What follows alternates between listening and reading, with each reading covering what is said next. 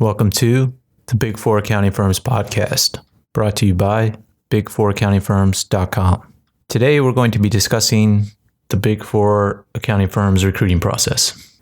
I attended Big Four recruiting event the other day, where my firm threw a huge event for some potential recruits. And these recruits were the best of the best from their individual schools. And so my firm was putting on this event to impress them in hopes that they would sign with our firm. Now, my job as a senior official at the Big Four accounting firm is to try and persuade them to sign. And I was supposed to do this by telling them how great the firm is, our values, our culture, how my individual practice was growing. And I did all of this. But while I was doing all of this, I was learning what these recruits knew about the Big Four and inadvertently what they didn't know about the Big Four. And what they didn't know was a lot. And that's sort of what I want to cover today.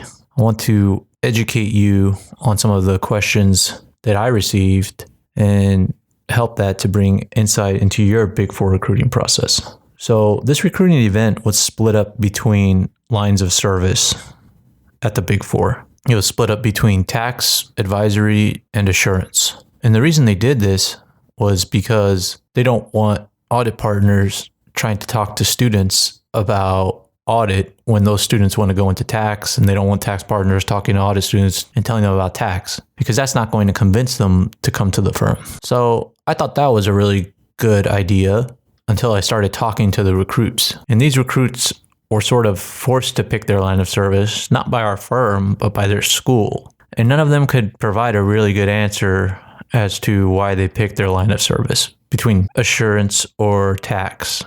I didn't meet very many advisory people. And this is likely because most people that want to go to consulting out of school try to go one of the big consulting firms like Bain or McKinsey or Boston Consulting. And they only choose Big Four as a secondary option. But that's just a guess. But when I was talking to these students about why they chose the line of service they did, none of them could provide really good answers. But they all had sort of the standard answers you would expect. For audit, you had the standard answers of the kids thinking they were going to become the CFO, or that they were going to meet with the client more often than their tax counterparts, or that audit provides more opportunities further in their careers. And the tax people just sort of said they like tax in school. But what I really think people choose tax is because they're introverts and they think they'll be able to stay in the office and sort of keep to themselves. Now, I want to debunk all these typical notions of what these lines of service are. In audit, you're not guaranteed that you'll see the client all the time or that you'll become CFO. There's way more people in audit than there are in tax. That means there's more people competing for CFO jobs and more people competing to meet with the client. In tax, not many people are eager to meet the client. So you can have more ready access to the client than your audit counterparts do. You can also become a CFO from the tax line of service if you transfer or the opportunity arises,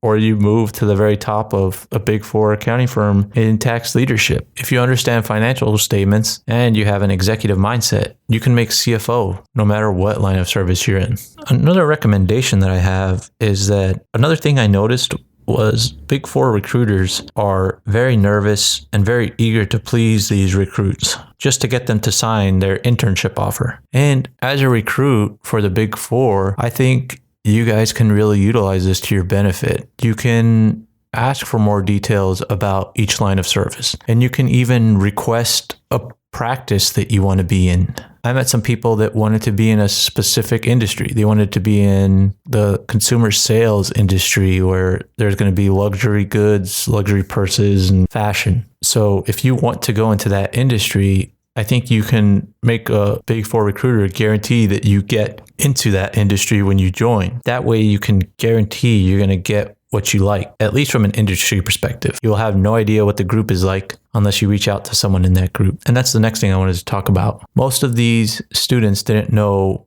what they wanted out of the Big Four. They just know that they wanted to join one of them and they didn't know how to differentiate. Most of them were thinking about things like, oh, this firm gave us this free benefit. I heard this other firm like E&Y took their team to a baseball stadium and closed down the baseball stadium and let them walk around the field. You shouldn't choose a firm based on a benefit that the national firm gives you or that the city firm gives you. For example, if you're recruiting out of New York and they take you to Citi Field and close down the field, you shouldn't choose that firm because they did that. That's not the group you'll be joining doing that. That's the city office of that firm doing that. You're not going to be working with the leadership of that city office. You're going to be working with the people in your group.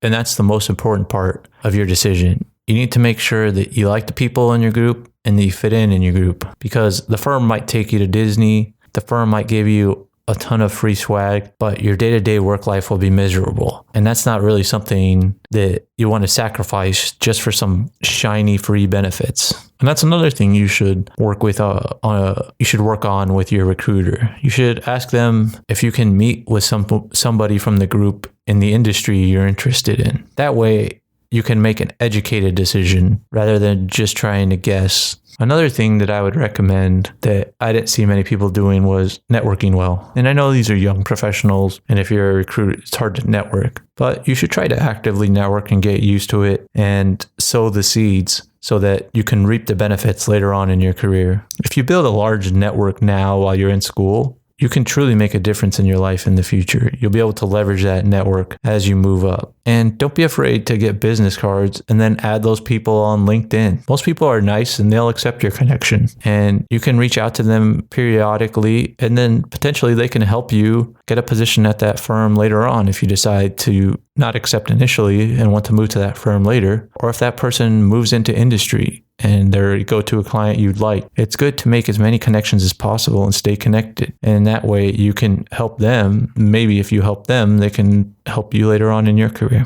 So those are just some quick thoughts that I have about the recruiting process and some helpful hints. Make sure to subscribe to this podcast, share it with a friend, and rate it when you get a chance. Also, make sure to visit our website, big4accountingfirms.com. Thanks again.